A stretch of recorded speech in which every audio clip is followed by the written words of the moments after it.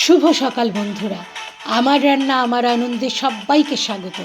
আজ 2026 সালের প্রথম রবিবার। আজকের রেসিপি চিকেন কোফতাকারি।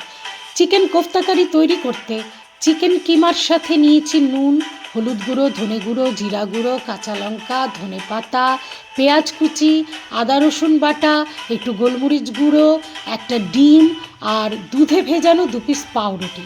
এটা দিয়ে ভালো করে মেখে নিয়ে, হাত দিয়ে মেখেছি আমি, মেখে নিয়ে তারপরে হাতে খানিকটা তেল লাগিয়ে বা ঘি লাগিয়ে গোল গোল গোল গোল করে বানিয়ে নিলাম বলগুলোকে।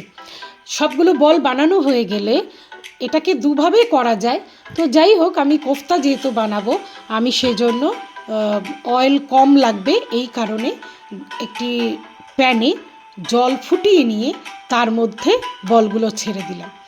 তারপরে 10 মিনিট মতন ঢাকা দিয়ে সেদ্ধ করে বলগুলোকে তুলে ঠান্ডা করে নিলাম। এই বলগুলো ফ্রিজে স্টোর করে পরেও কোফতা বানানো যায়। তো আমি ঠান্ডা করার পর একটি প্যানে তেল গরম করে তার মধ্যে বলগুলোকে এপাশ ওপাশ করে ভেজে নিলাম। বেশি তেল আমি ইউজ করিনি, আমি কম তেলে রান্না করতে চেষ্টা করি, তাই অল্প তেলেই এপাশ ওপাশ করে ভেজে তুলে নিয়ে ওই তেলের মধ্যেই কাজু বাদাম, গোটা এলাচ, দারচিনি, পেঁয়াজ কুচি, টমেটো কুচি, রসুন বাটা, আদা বাটা, হলুদ, জিরে গুঁড়ো, ধনে গুঁড়ো দিয়ে ওটাকে একটু ভেজে নিয়ে তারপরে পেস্ট করে নিলাম।